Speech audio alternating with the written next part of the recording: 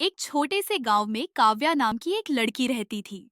उसका सपना था कि वह एक दिन फैशन डिजाइनर बने, लेकिन पिता चाहते थे कि वह टीचर बने क्योंकि उनके हिसाब से वही एक सुरक्षित नौकरी थी।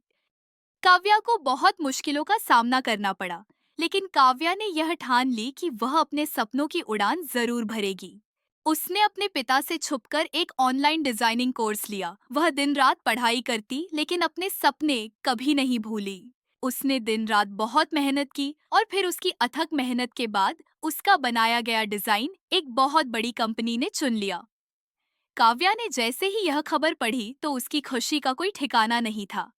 वह अपनी खुशी में मग्न थी कि अचानक काव्या को उसके पिता के कमरे से कुछ गिरने की आवाज आई। जब वह वहां पहुंची तो यह देखकर हैरान रह गई कि उसके पिता जमीन पर गिरे पड़े हैं। वह तुरंत अपने पिता को अस्पताल ले जाने के लिए घर से निकली। काव्या अपने सपने, अपनी खुशी सब भूलकर अपने पिता की सेवा में लग गई। उसका दुख इतना भारी था कि काव्या उस शो में पहुंच न पाई।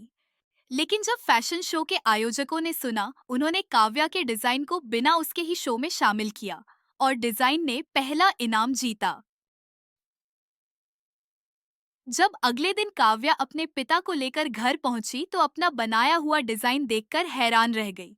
उसके पिता ने अपनी बेटी का नाम टीवी पर देखकर बहुत गर्व महसूस किया। उन्होंने अपनी बेटी के हुनर को देखकर अपनी जिद छोड़ दी और काव्या के सपने को ही अपना लिया। काव्या अपने पिता की खुशी और अपने सपने को पूरा होते देखकर बहुत मुतमिन थी।